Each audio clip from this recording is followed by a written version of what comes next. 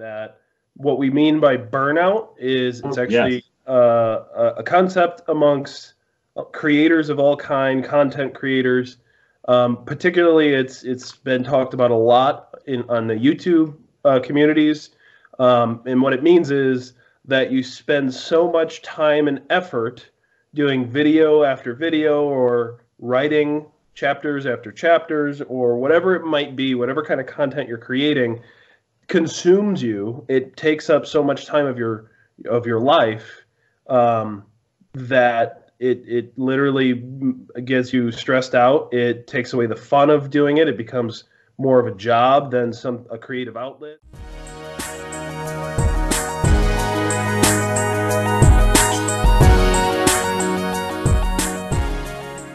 Hey, this is Writers Row. I'm DC Wright-Hammer. And I'm David Gane. If you like what we've been doing on Writers Row, make sure to subscribe to the channel, give this video a thumbs up, and click that notification bell down below. David, what are we talking about tonight? Well, I thought we could talk about burnout, DC. I have been feeling it a lot lately. I have been doing two jobs, two official paying jobs, working as the writer in residence at the Regina Public Library, as well as teaching script writing at the university. And that's not including the actual writing of the books, the family life, and all that. I feel like there's something else, and it's just like completely blanked on me. But even with the writer in residence, there's the one-on-one meetings that I do on a regular basis. There are workshops that I'm doing. Oh, there's prep work for the one-on-ones and the workshops. And then I'm asked to do other guest things. Plus, I'm supposed to go out to schools and talk about writing. So it's just it's a lot, and I wouldn't have I knew that I was stressed for the past little while with the amount of workload, because I knew that I was always running behind. It was always like, what do I have to sacrifice today to get the most important stuff done? So I knew that it was affecting that. And then I guess the major thing that kind of made me clue into it, and this is a little behind the scenes of Writers Row, is 2 weeks ago. Actually, I want to take one step back before I say the 2 weeks ago story. No, I'm going to tell it this way. Sorry, I'm trying to figure it out. I didn't edit the story beforehand. So you and I were recording a show. We were waiting for our guest to show up, and you and I got into a conversation about something. And I'm not actually going to bring it up because I don't want to dig it up anymore. Right. But I got really grouchy and irritable and everything like that. And I never really thought of it that night, but the next day I remembered a video that I had watched maybe a day or two before by Wheezy Waiter, who's a YouTuber as well. And he was talking about burnout. And on the top of his list of things that make you or warning signs of burnout is irritability. And I was like, oh, yeah, actually, that kind of lines up with my argument with DC. And then I was like, oh, and yeah, I guess that actually lines up with my daughter, and because I've got a little grouchy towards her recently. And actually today, I got grouchy at my sister, or yesterday. So it's just like this swath of irritability that I've been experiencing lately. And it was funny because we actually did the show and we haven't actually released that episode. Right. it's just kind of sitting there, and I kind of feel bad about it. But it's also, um, I'm not sure I am very comfortable with that show because I think I just carried on being difficult and annoying. And if we ever do release it, people should just watch this one and that one back to back, and Yeah. see if it stands true.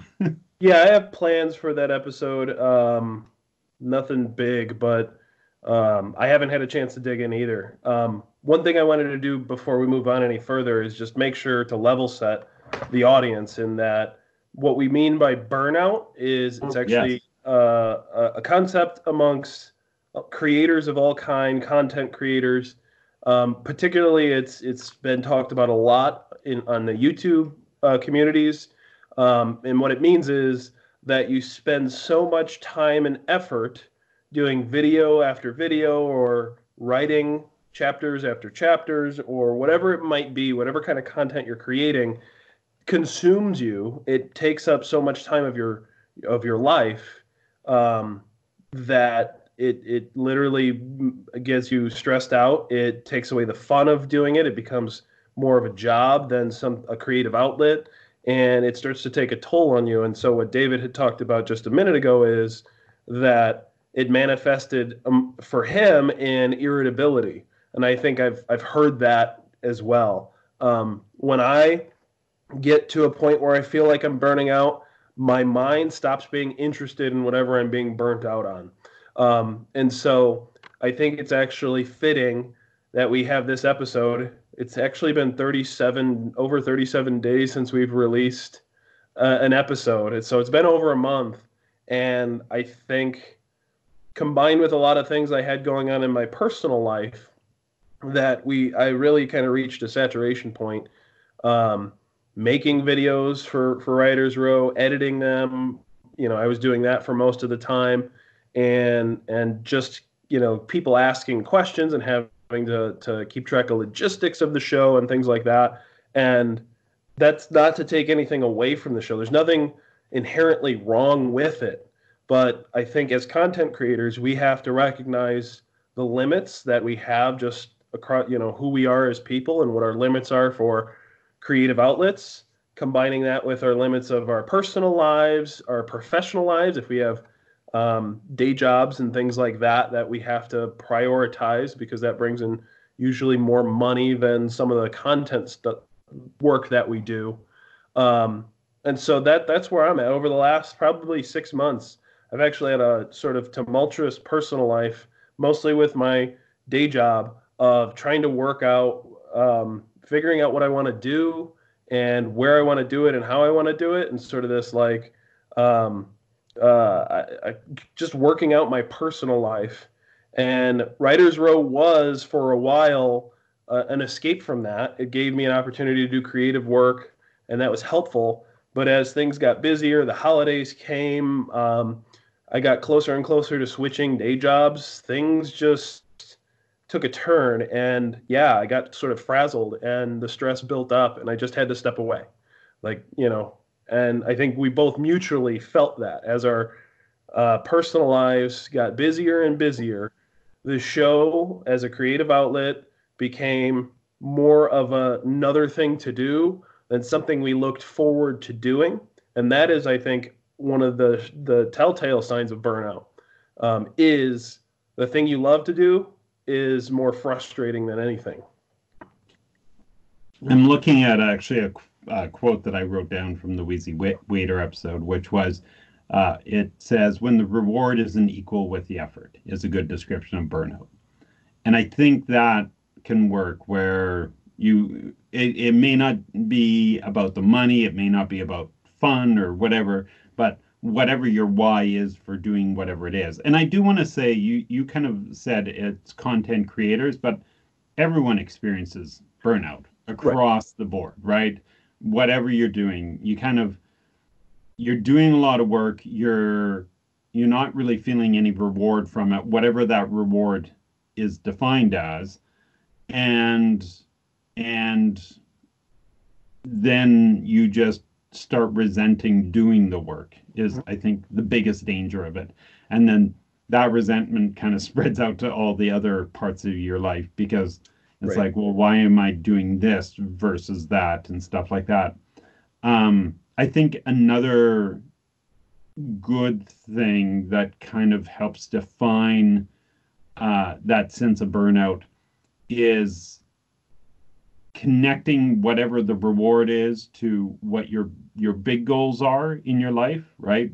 The things that you want to do with your life. If you're putting all this effort in and you're not even close to the thing that you want to be doing, um, I think I think that can definitely make a person feel exhausted, feel burnt out, and just yeah, you Right. when you show up at the job, whatever the thing is that you're feeling burnt out by, when you show up and it's not really that much fun anymore, I think that's a good warning sign for you to start considering why you're doing it and maybe if you should be doing it.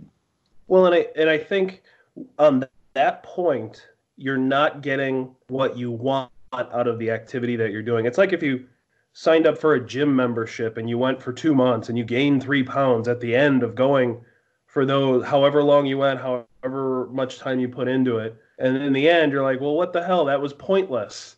But I think what you need to break down is, if you exercise more, you're generally going to be healthier. If you make more content and you like making content, you should have fun doing it. And so, what are the things that are getting in the way of you enjoying the thing you chose to do, want to do, love to do? And so, I think one of the things I wanted to bring up in this episode is the toolbox fallacy. The toolbox fallacy, for people who don't know, is people feel like they can't do something if they don't have a certain item, a certain title, a certain this or that. And so let me give the example. I can't build or be a carpenter or do something until I have a toolbox to allow me to be a carpenter, to allow me to be a builder, to allow me to do the things that builders and carpenters and people that use toolboxes do. And so it's this fallacy that you need the thing before you can get the result. And it's true, you have to have a certain number of tools to do certain things. So if I need to put up a picture, I might need to hammer a nail into the wall. But there's a lot of things that can be a hammer, and you can hang pictures all day long. The tool doesn't make you the picture hanger. You taking obstacles down and allowing yourself to do the thing you want, regardless of what you have, you being resourceful and things like that. And so the reason why I want to bring that up is because I think as indie authors, we think if I can just do this next thing, it's going to help me be successful as an indie author. And so for me, real world example, a year and a half ago, I did an indie author spotlight. So I was actually burnt out from writing. I had published 2 books over 18 months. And I'm like, you know what? I'm burnt out on publishing. I'm going to start doing some marketing stuff, but let me help out some other authors. If I just help out some other authors, I'm sure it's going to come back and benefit me somehow, some way. So I put in a lot of time and effort to help these other authors. And it was good. I helped a lot of authors. I helped myself a lot. I learned a lot, did a lot. But in the end, it didn't produce really great results for anybody, I don't think. I mean, it helped here or there, but in the end, I was just kind of staying busy. That dovetailed into doing Writer's Row. So I was still burnt out on writing. So I'm like, okay, cool. Now I'm going to do Writer's Row. And I think the show's been great, and I've enjoyed it. And I know it's been helpful for so many people. We've got over 500 subscribers. It's been helpful for me to have a creative outlet.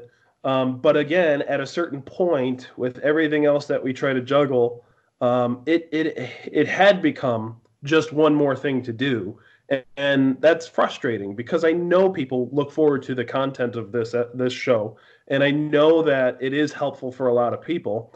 And so, you don't need that next thing to do the things you want to do. What I'm trying to get at and bring it full circle of the toolbox fallacy is really define what your goals are, and don't let things get in the way of those goals. There's this power of focus where if you can get rid of distractions and get rid of the things that you think you need and the things that you think are obstacles and just go for your goals and just really commit yourself, you can achieve a lot. I think we get in this habit of, I just need that next thing. I just need that toolbox in order to do the things I want to do. And that's just adding more things, more obstacles. It's putting things in your way and stopping you from getting to your goals in some cases. So I'm kind of curious, and I know stuff that I don't know how much you want to share and everything like that. But for you, in regards to the world of creativity and writing, I'm keeping it very broad. What is your goal, do you find right now? So I've actually had in my personal life, I've been trying to get my financials in order. And so a lot of people, indie authors know it costs a lot of money and time and effort to publish books. And so I've really told myself I didn't publish a book in 2019, and it's not looking good for me to publish a book in 2020. So what I'm really doing is taking this time to sort of reinvent myself, to refocus myself, and to get some of that passion back. Finances in order. I'm looking to buy a new house, get into a new house with my own space, one where it's not this big space right here, and I can do more things like advertising my books and having a cool background and things like that. And so right now, my focus on creative outlets is getting back into the habit of writer's row and writing where I can. I think if I could do those two things, I'll feel like I'm writing, so I'm going back to my roots of being a writer and just getting more words on the page, sitting down, getting a word count in, and then also being able to, I still, one of the things I love doing is helping other writers. Excuse me. And so, doing Writer's Row, putting out more content, being regular with it, but not burning out. I think that's kind of my goals now. And so that's sort of where I'm at. I'd like to flip it on you now, David. What are your goals, and what do you think you're going to need to do to achieve those?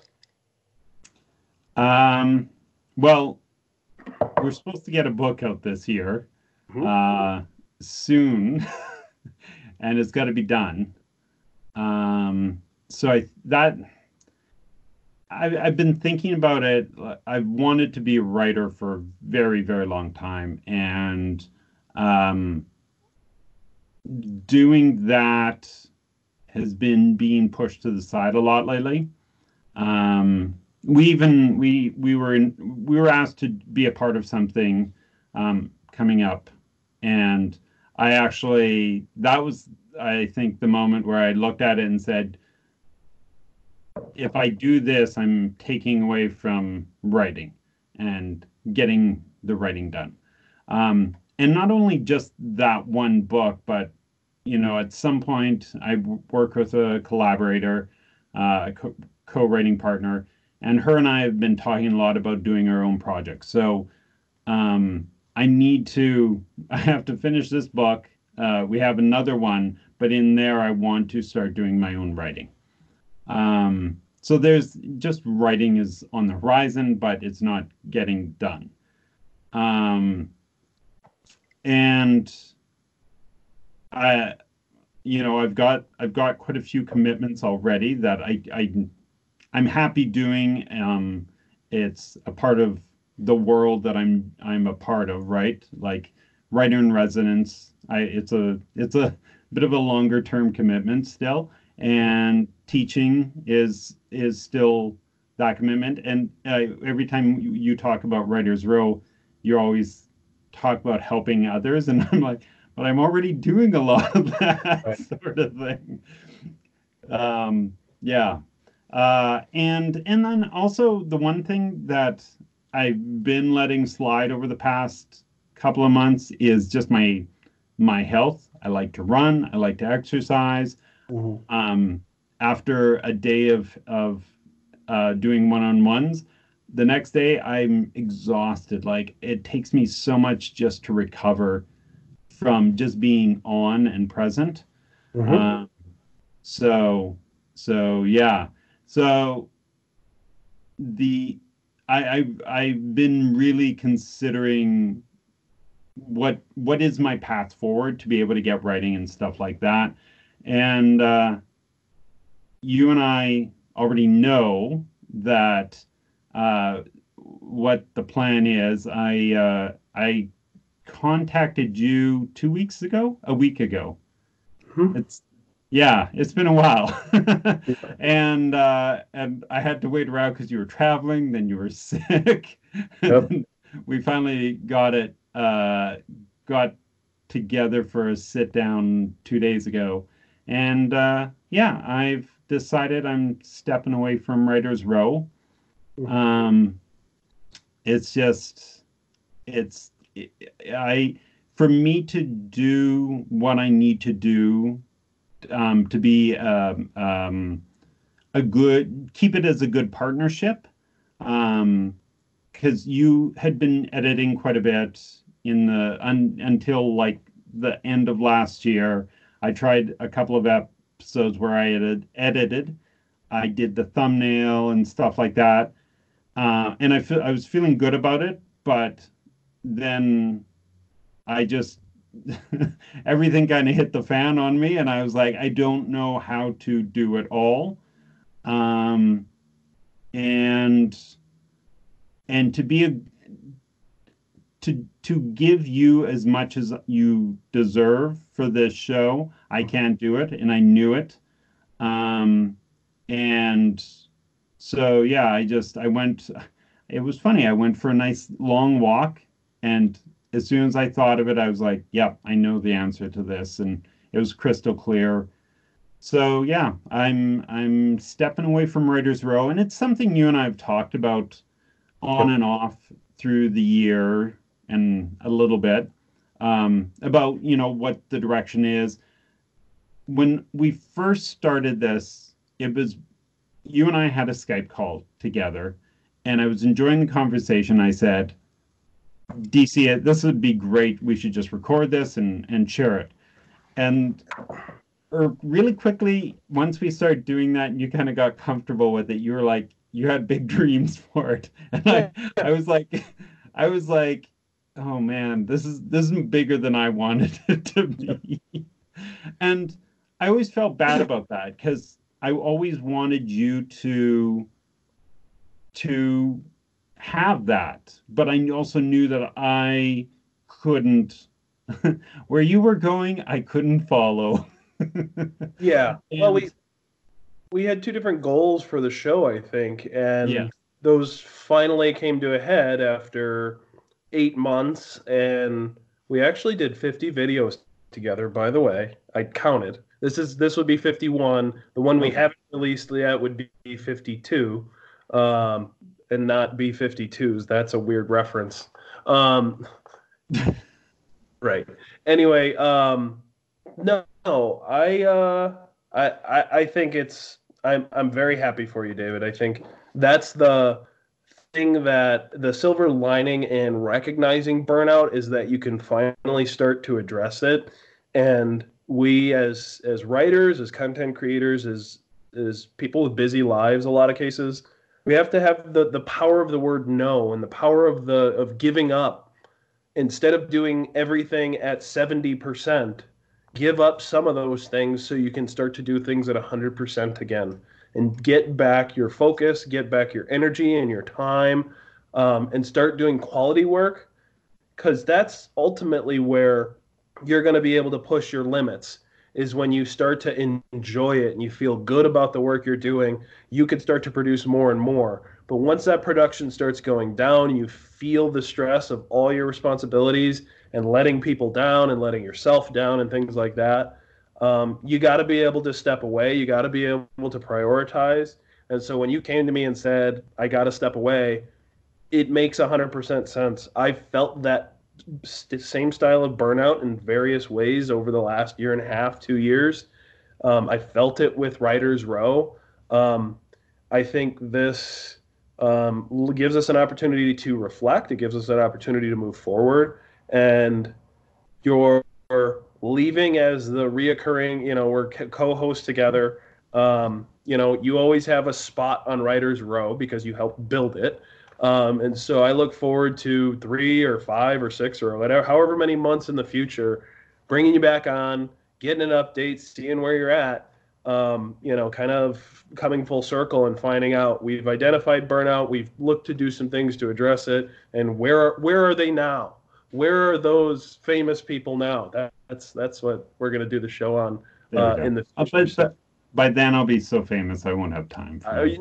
You can't even remember all the little people, and I'll be bragging about all the footage I have of you, and that's when I put out the blooper reel for everyone. Keep threatening. I feel like once I'm gone, you'll be like, okay, now it's time to do it. Every week there's a new blooper reel of just David Gane. Like I cut out everything else. Yeah, there's so much. That's the sad thing. Yeah. So I said in other episodes, real quick, and then you can wrap it up. I really appreciate the opportunity, David. I appreciate, I've mentioned in another episode that I don't really have a ton of time for in real life friends. And so by starting this show, I've been able to hang out with you a lot, which I really appreciate. We've brought on guests from around the world. We've done Canada, UK. We had a friend from India. We've had people from Australia. I got to literally sit face to face because of what we created together, David. And so I'm always going to be thankful. I'm going to take Writer's Row where I think it needs to go myself, continue with the themes and have it be topic driven and bring on authors and let's talk. The dynamic is going to change a little bit because I think you've always been really good at having those questions to drive the discussion forward. But I'm going to take what we've created and I'm going to try to take it to the next level. And I couldn't get where I am today without your help. So I really appreciate and thank you for everything that you've done for the show, David. You're welcome. And really, I've always believed that you have a really good vision for the show, and I really think that you will make it a lot stronger and bigger. And now that you got rid of the dead weight, it'll be awesome. But yeah, no, I hope that people realize how much time and effort you put into this in the background, behind the scenes and everything like that. Because you've really pushed us to the numbers that we've gotten. I didn't do anything. So I just like showing up and asking questions of writers, because that was always my favorite thing. Getting to meet people, ask them their process. DC knows that after the cameras quit rolling and it's just us talking, I talk a lot with a lot of authors unless I'm exhausted and then I have to go to bed. But yeah, I really believe in you. You will take this a lot further than it's ever been, and I'm proud of being a part of it, and I'm always impressed with how much you do. So, well, thank you, David. Yeah. And on that note, yeah, we always do some kind of promotion at the end. So what's the last promotion as co-host that you wanted to put out there, David? You know what? I want you to go back and find all the episodes that we've done for the past year and a bit, and 51, 52 maybe. Right. And just check out all the authors that we have brought on. Go buy their books. I'd love to name them all, but I'll not have the opportunity to do everyone. But yeah, there's really fantastic people out there, fantastic writers, and not just writers. Like we've had editors and voice. What is that? Audiobook narrator. Audiobook narrator. Thank you. Voice people. The voice people came. Yeah. It's just check them out and support them. Support Yeah. indie creators, indie authors, support traditionally published authors because Right. it's a big mix of it all, and support DC. Like if you haven't subscribed, subscribe now. Hit the button. Make sure you're following them. And I'm hoping I will show up on Twitter occasionally and remind myself to retweet whenever you post a new episode. Yep. Yep. How That'd about be. you, DC? Who do you want? I'm gonna actually promote cunosandgain.com. And it'll be in the description down below, but click on there. I've read the first book in his series. I'm excited to read the next two books. He's got three out, and he's got a fourth one coming. And so you can start to read as he's been in a reader partnership, but you could read him as he's about to set off on being an author by himself and start to publish some of his own stuff. Get in Whatever that early. Get in early, read his stuff, buy his books, support David. He might be leaving the show, but I've always been impressed with his work, both on the show and in his books, and so make sure to support David Gane as well. So thanks, David. I Thank really you, appreciate DC. everything, Thank you, everyone. and I'll catch you next time. Bye. Bye.